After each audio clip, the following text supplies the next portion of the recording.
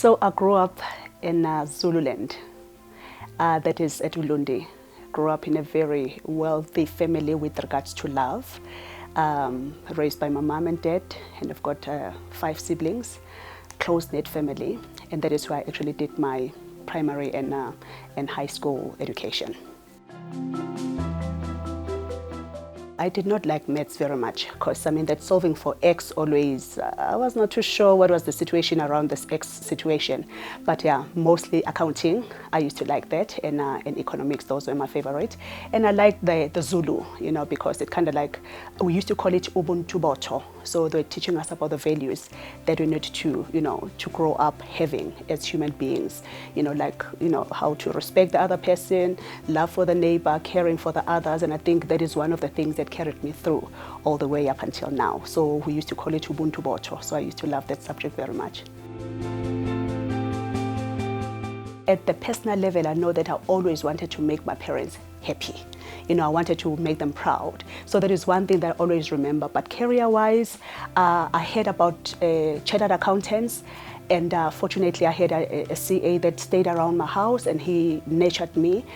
So it sounded interesting, but not because of what he was doing, because we heard that they make a lot of money, and there was quite a few around that. So I think then maybe I grew up wanting to be a CA because I knew somebody who was earning a lot of money and making a lot of money. My parents were teachers. My dad was actually both of them were school principals in primary schools at Ulundi. Yeah, they actually are the greatest parents ever. My dad passed on.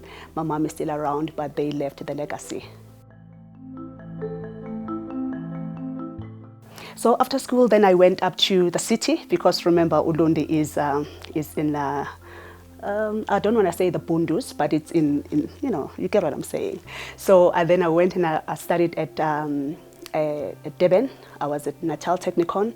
I think it's called Durban Institute of Technology now. So I did my diploma in accounting, and after that I did my BTech in cost and management accounting. And after that, then I started to write I'm a qualified CIA, which is a certified internal auditor. And then I did these other programs, the leadership development programs and management development programs. And then just recently I qualified as one of the first 10 certified risk management practitioners in the country. Not having somebody to help you understand and bridge the gap, it forced me to then step up quickly and then understand what is going around here and how to survive within this environment. But I'm always saying I don't want the person that follows me to go through the same pain as I've gone through. I don't want the youngsters that are coming after us to fight the same battles as we fought. So if we can clear the path for them, and so we allow them to fight other battles, it's all the better. Don't get me started. The entrepreneurs are the biggest absorbers of unemployment. The corporates, they are saturated, if I can call it that way. And the entrepreneurs are the ones that will be able to take in, because they still need people to help them from the legal perspective, accounting, marketing, you name it.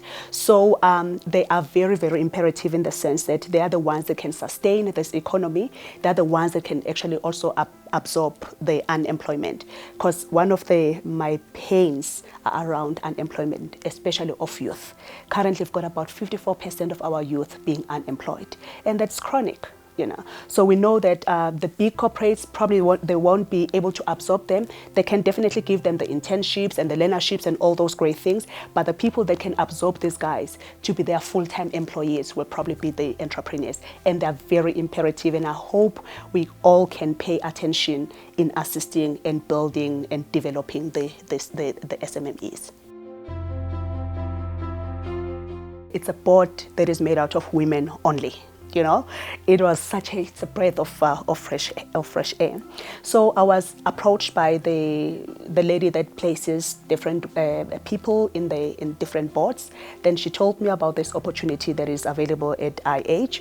I Googled about IH, understanding who they are, and then went through the process. I'm like, what I think I like what they stand for. Women empowering other women and women investing in other women. I'm like, Definitely. When I joined them, I was still in the public sector, interestingly so. But I think what was interesting is that you obviously bring the public sector perspective of what things are happening, from the government, thinking to how the different departments and structures of the government operate to actually assist in IH strategy going forward. So I think then it helped, in bringing in that public sector perspective into the board.